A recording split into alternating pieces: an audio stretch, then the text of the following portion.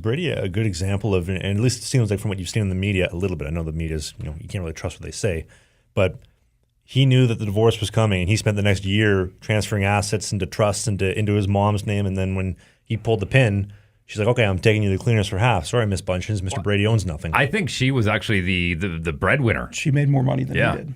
Which is crazy because he could have probably gone after her a little bit, but I think they were both financially set enough that it was just like, all right, you go your way, I'll go mine. It seems like he just wanted to protect whatever he had. Probably. He didn't really care about anything that she had and just move on and, get her out of the house, which, that's like you alluded to, that's a rough spot. It doesn't matter who you are. Like the woman that you love, that you have a family with and kids. Well, I think all of this is a bigger societal problem that we have, and it reminds me of a one-strip comic that I saw once upon a time where a mother was looking at her daughter getting into her bridal dress in front of a mirror, and she was crying, and she turns around and she goes, Mom, don't get so emotional. It's just marriage. It's not like it's forever, and I don't think people actually listen to those vows anymore that you've taken and I've taken through better and worse. It's like you make this commitment, that means you got to figure things out between the two of you forever.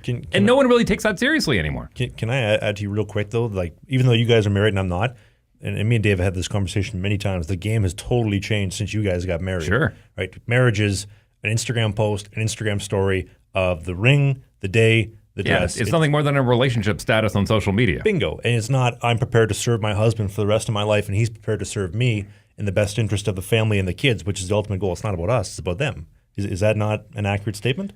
I mean, I think, so there's a societal issue where marriage is getting commoditized a little bit. I think it's having kids. It's people nowadays having a lot less kids. I mean, I think those statistics are all pretty public. Almost every developed country is having less kids. There's a lot of reasons for that. People are worried about bringing kids into the world. Kids are expensive. Everything's expensive and getting more expensive. I think people worry about marriage. People get worried about getting locked in, this better or worse. What if I want to change my mind? What if I feel like walking away one day? If we're not married, I can just sort of one day pick up and say, see you later. And if I'm married, it's a lot more complicated than that. The commoditization of marriage is difficult. I think this plays out too with divorce statistics. So I mentioned that with first marriages, the divorce rate's about 46, 47%.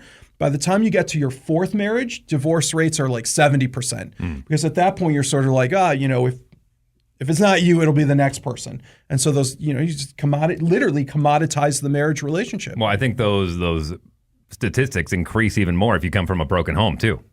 The other crazy thing is the rate of divorce amongst the parents of athletes is very high, especially as you get to very elite athletes, because you tend to have one parent, and it tends to be the dad, saying little Johnny is going to be a star and spending a lot of family money to help develop Johnny. And generally, although not always, it's the mom pulling back and saying, listen, we need to be more reasonable. The odds are not that great. We should be really careful about what we're spending. And that oftentimes leads to divorce. The divorce rates amongst the parents of elite athletes is astronomically high. Wow. Is there a theme you see? I know we talked about, you see the man, he's chasing excellence, he's getting stuff done, and then that's just not the man that you married anymore. But as far as on the females' end, is there any common traits or anything that you usually see and you're like, okay, this is a good predictor? In terms of female athletes or females who are dating or married to professional athletes? That are married to professional athletes, where you see them come in, you're with the professional athlete. Okay, I think this might be one of the statistics right here. I think it's really difficult. It depends, where did you meet this person? Is this somebody who knew you before you were anybody and has been with you for a really long time and has been with you sort of from the point where you had nothing and were nothing? Is this someone you met at some celebrity dinner? Is this someone who stalked you online, right? Where did this person come from? What's their background? What is their family situation? I think there's a lot of variables that could play into that answer. Man, we need to go back to traditional Indian traditions, arranged marriages. It just seems easier. Your parents are good enough money. We're marrying for assets right here. I'll buy you a dowry. Here we go. A good example, sorry, ADHD here, but like Matt. Him and his missus have literally been together since before right when he was playing in the OHL, and she's been with him ever since. Like, there's your ride or die, as opposed to, you're walking out of the Fairmont, Winnipeg, or I guess the Delta now, because nobody stays at the Fairmont anymore.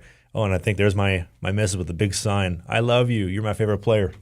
Or the Tyler Seguin effect, where you have security outside the door to stop the ladies from knocking it down. Hey, if you enjoyed what you just saw, we do new clips every single day, twice a day on the Clips channel. You see clips right here. And beside Dave's crotch, we have a full-length show every single Sunday, right by my hand. Click, right here.